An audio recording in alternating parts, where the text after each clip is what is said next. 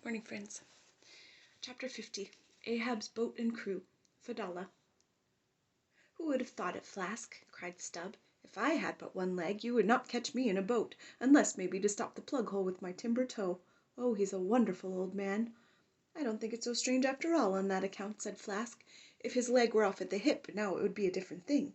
That would disable him, but he has one knee and a good part of the other left, you know."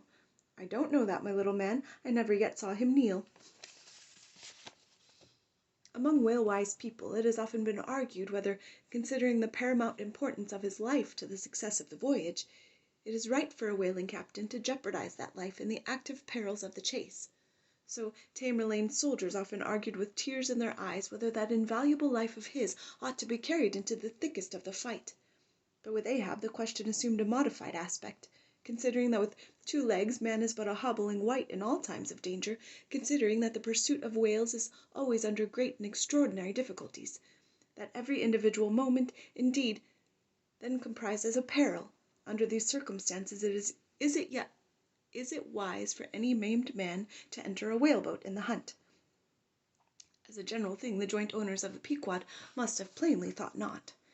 Ahab well knew that although his friends at home would think little of his entering a boat in certain comparatively harmless vicissitudes of the chase, for the sake of being near the scene of action and giving his orders in person, yet for Captain Ahab to have a boat actually apportioned to him as a regular headsman in the hunt, above all for Captain Ahab to be supplied with 5 extra men as that same boat's crew, he well knew that such generous conceits never entered the heads of the owners of the Pequod.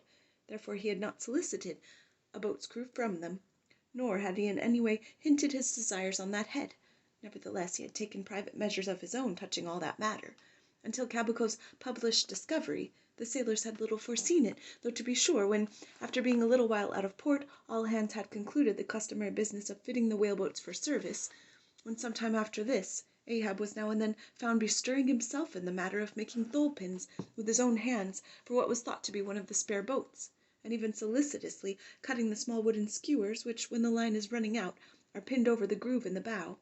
When all this was observed in him, and particularly his solicitude in having an extra coat of sheathing in the bottom of the boat, as if to make it better withstand the pointed pressure of his ivory limb, and also the anxiety he evinced in exactly shaping the thigh-board, or clumsy cleat, as it is sometimes called, the horizontal piece in the boat's bow, for bracing the knee against in darting or stabbing at the whale, when it was observed how often he stood up in that boat with his solitary knee fixed in the semicircular depression in the cleat, and with a carpenter's chisel gouged out a little here and straightened it a little there, all these things, I say, had awakened much interest and curiosity at the time.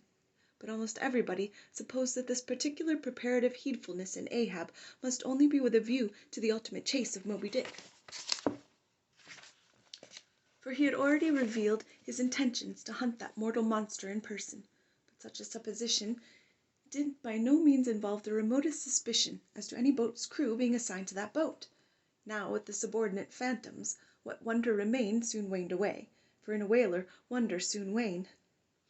Besides, now and then such unaccountable odds and ends of strange nations come up from the unknown nooks and ash-holes of the earth to man these floating outlaws of whalers, and the ships themselves often pick up such queer castaway creatures found tossing about the open sea on planks, bits of wreck, oars, whaleboats, canoes, blown-off Japanese junks, and what not, that Beelzebub himself might climb up the side and step down into the cabin to chat with the captain, and it would not create any unsubduable excitement in the forecastle. But be all this as it may, certain is that while the subordinate phantoms soon found their place among the crew, though still as it were somehow distinct from them, yet that hair-turbaned Fedallah remained a muffled mystery to the last. Whence he came in a mannerly world like this, but by what sort of unaccountable tie he soon evinced himself to be linked with Ahab's peculiar fortunes, nay, so far as to have some sort of a half-hinted influence, heaven knows, but it might have been even authority over him, all this none knew. But one cannot sustain an indifferent air concerning Fedallah. He was such a creature as civilized domestic people in the temperate zone only see in their dreams, and then but dimly, but the like of whom now and then glide among the unchanging Asiatic communities, especially the Oriental Isles to the east of the continent, those insulated, immemorial, unalterable countries, which even in these modern days still preserve such the ghostly aboriginalness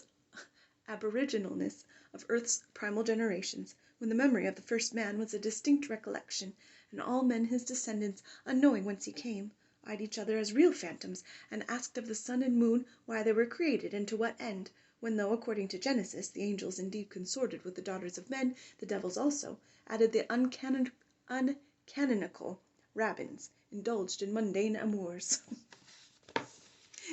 Have a good day, friends.